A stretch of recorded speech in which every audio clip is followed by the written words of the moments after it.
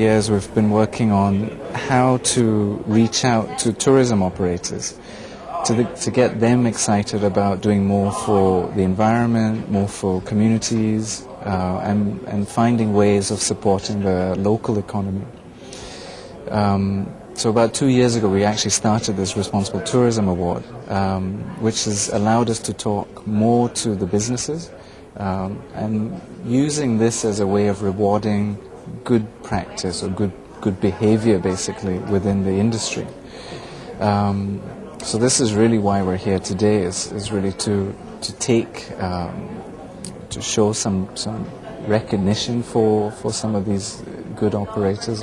It's only the second year, but how many sort of tourism operators and hotels have joined in or been sort of considered? Well, this year we had 27, which was almost double what we had the year before. We're encouraged by this because I think it does show that people bother. The checklist is not easy to fill in, so we feel that that's almost a reflection of really where the industry stands today, where there's not everybody's on board. There's some very committed people, big players, little guys, and there's a lot of potential. I feel even from today's event that people want to take this to a much broader audience, and we should see more operators, I think, coming on board in the years to come. Tell us about the main winners and why they won. First in the first category for community homestay. Well, we had basically everybody's a winner in our sort of scheme of things, and it's very hard to decide one over the other.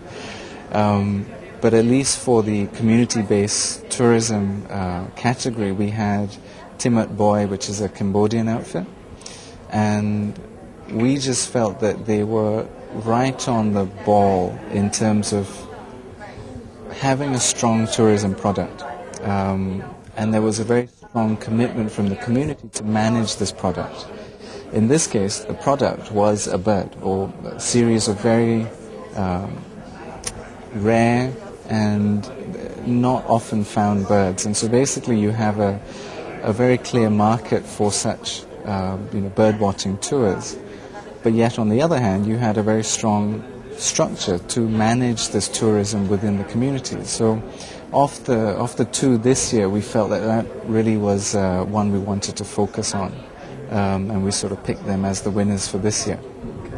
And then the second category, Eco Wildlife Lodges, who won that? That was won by a group in Bali called Sarimbuana Eco Lodge, and again we had two winners, or two finalists from Bali, but we felt confident that Sarimbuana, with his organic interest in organic farming, it's also well positioned within Bali, because we're hearing that the people who stay for 2 to 3 weeks, they would actually do the rounds of some of the more ecological sort of resorts or lodges, and they're often chosen as one of them.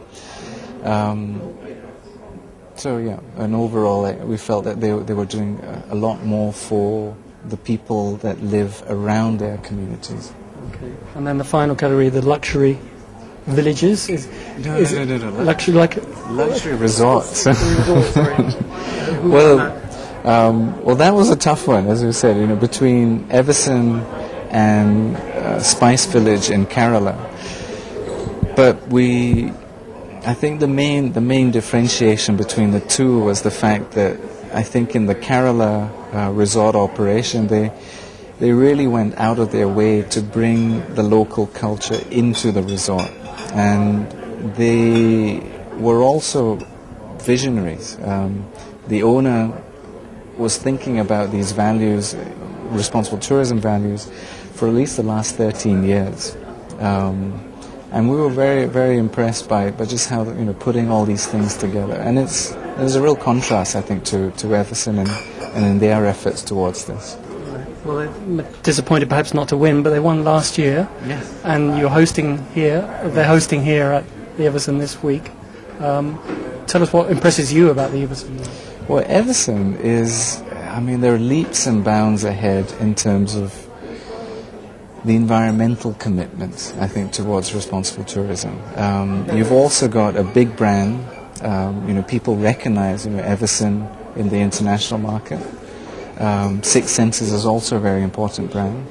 And I think the very fact that they are credible, they are doing things for the right reason, they have commitment from the very senior management as well as the bosses.